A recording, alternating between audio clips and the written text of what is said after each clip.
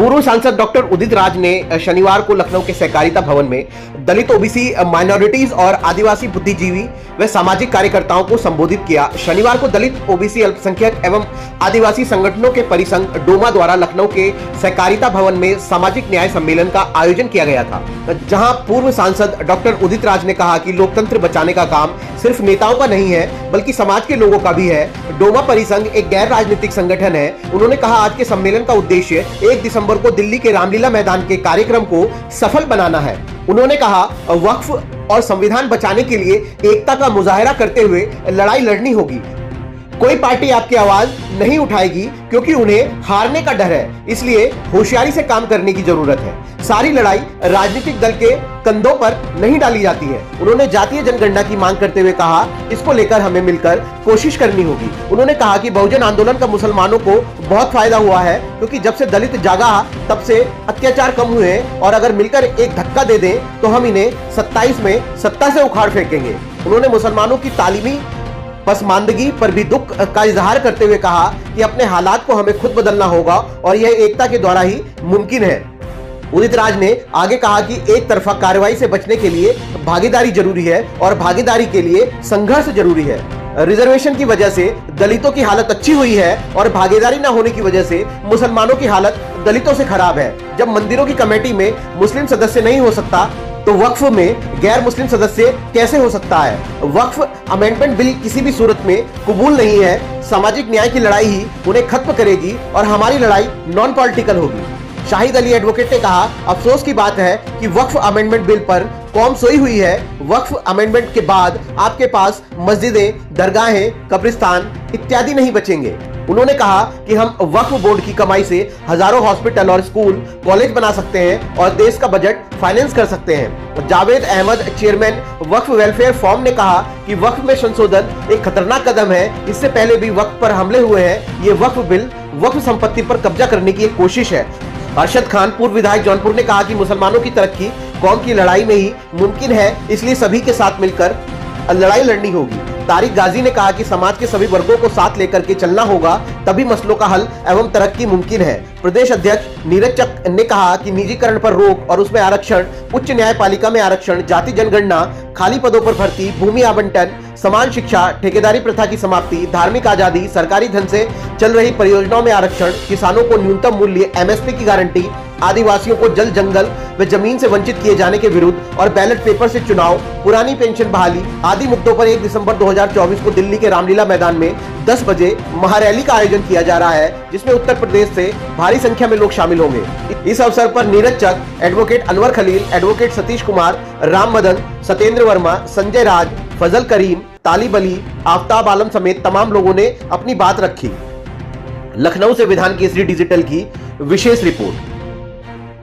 हमारे ऊपर जुल्म नहीं हो रहा है। अगर हम नहीं बोलेंगे तो हम मूर्ख हैं, हम ही पिटेंगे। तो हम अगले पंक्ति में बोलना चाहते हैं। इसलिए वहाँ दिल्ली की, देश की राजधानी दिल्ली है, इंटरनेशनल प्रेस दिल्ली में है, नेशनल प्रेस दिल्ली में है, पार्लियामेंट दिल्ली में है, सुप्रीम कोर्ट दिल्ली में है, रामलीला मैदान में उस तैयारी हेतु बैठक है। न भैया मैं गला साफ करने आया हूँ, न हमारे शाहिद अली जी आए हैं, न हमारे सतीश कांसी जी, न नीरज चक। हम कोई तकरीर करने नहीं है।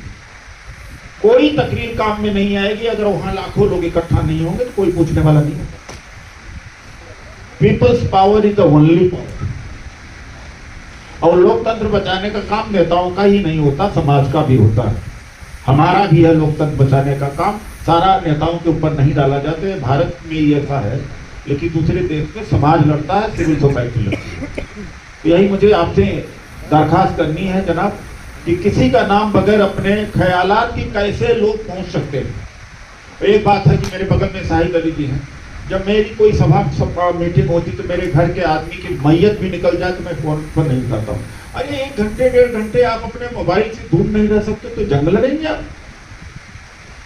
कौन सा नुकसान हो रहा है आपके घर पर। हम लोगों की मीटिंगों में कम से कम आरएसएस वालों की मीटिंगों के बारे में मुझे पता है। 8 बजे जब चाहे भागवत हो क्यों, जब 8 बजे उनका अपना कार्यशाला चलता है, 8 बजे मोबाइल जमा कर देते हैं उनके सकते हैं। 8 बजे रात ही आप उनसे बात कर सकते हैं। तो घर से तो आप चल के आ ही गए। आपका बदन तो यहाँ है, दिमाग भी यहाँ, कोई काम तो निपटा नहीं सकेंगे, तो यहीं पर अपना दिमाग को रखें, अपने बदन को रखें, तो हो सकता है कुछ काम की बात भी हो जाए। तो मोबाइल से दूर रहें तो मेरा ख्याल है कुछ काम काज बढ़ सकता है। ऐसा कुछ नहीं है कि बगैर मोबाइल का, हाँ कुछ आप आयोजक हैं वो अलग बात है, मैं समझता हूँ, आप परिचय आरोप कराते जाइएगा। मैंने 2-4 लोग, मैं जो लोगों को लेके आए भैया वो मेरे नेता हैं। ये जुल्म हो रहा दिख नहीं रहा, बहराइच में जुल्म हो रहा दिख नहीं रहा, ये 69,000 जो टीचर्स की भर्ती है उसमें रिजर्वेशन मार दिया, ये जुल्म नहीं हो रहा। 2018 से लेटरल एंट्री से आईएएस बनाए जा रहे थे बिना आरक्षण के, वो तो राहुल गांधी जी ने आवाज उठाई तब रुका, उसमें आरक्षण दलितों पिछड़ों का नहीं था। ये तो सब हम लोगों को पता है। इलाज क्या है? इलाज यह है कि भैया आप अपने जिले में सम्मेलन करा सकते हैं, तारिक अली जी चले जाएंगे, तारिक अली जी, मेरा इंतजार है आपसे है कि थोड़ा फोन, आपको मैं जानता हूँ कि लोगों को बुला रहे हैं इसलिए कर रहे हैं, अपने निजी काम के लिए नहीं।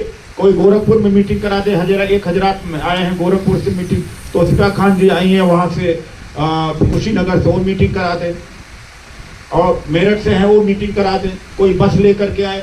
जब वहाँ हुजूम दिखेगा असर उसी का पड़ेगा, मेरी तकरीर का कोई असर नहीं पड़ेगा, मेरी या किसी की तकरीर का कोई असर नहीं।